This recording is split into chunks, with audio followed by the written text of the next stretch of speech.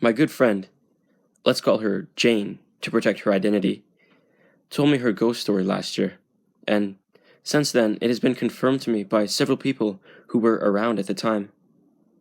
It took place back in the late 90s when she was in her early 20s. Jane was living on a farm in a very rural Appalachia with some other folks around her age because they were trying a back to the land type situation post college. Most of their neighbors were really friendly and helpful. Lots of old ladies making food for them and former coal worker guys who would help around the farm. There was one neighbor in particular named Jim who was known to be a former meth addict, but was cleaned up and acted as sort of a paid handyman around the farm. The farm was really old, including the main house, which was built in the early 1900s. Each of the people who lived there had their own room, including Jane, who took the room closest to the front door of the house. Eventually, one of the neighbors told Jane and her friends that the house was rumored to be haunted by the ghost of a man who lived there in the 1930s. Jane and her friends never really took it seriously, but they would joke around and try and scare each other in a pranking way. One night, though, Jane woke up because she felt the presence of something unusual in her room. She opened her eyes and could see a dark, ghostly figure standing silently in the doorway, staring at her. She repeatedly told the figure to leave, saying, "You need to go now. I do not want you here." Eventually, after a few minutes, the figure left. She didn't tell any of her friends because she didn't want them to freak out or think she was crazy.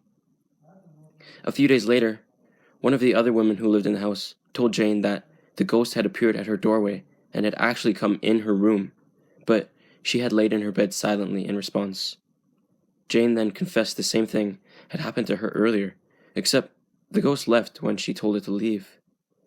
The ghost continued to appear to Jane occasionally, but she would just tell him to leave, and he would.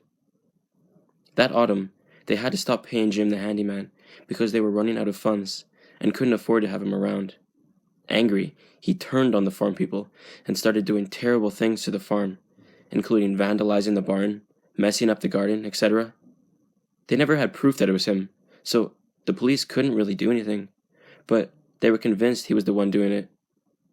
One horrible morning, in the middle of winter, Jane came outside and saw that the farm dog was hanging from a tree. They all assumed it was Jim who had done it, and they called the police, but Jim wasn't in his trailer up the hollow. It looked like he had skipped town. When the spring came, the snow started melting, and one of the neighbors found Jim's dead body in a creek that had been covered in snow for a while. The police investigated and surmised that Jim had been high on drugs, fallen into the creek, hit his head, and froze to death. He died around the same time the dog was killed. Anyway, the creepiest part of the whole thing was that Jane realized that the ghost had stopped appearing to her around the time that Jim went missing, but didn't put two and two together until they found his body. She told me now that she's pretty sure it was Jim standing in her doorway, silently at night.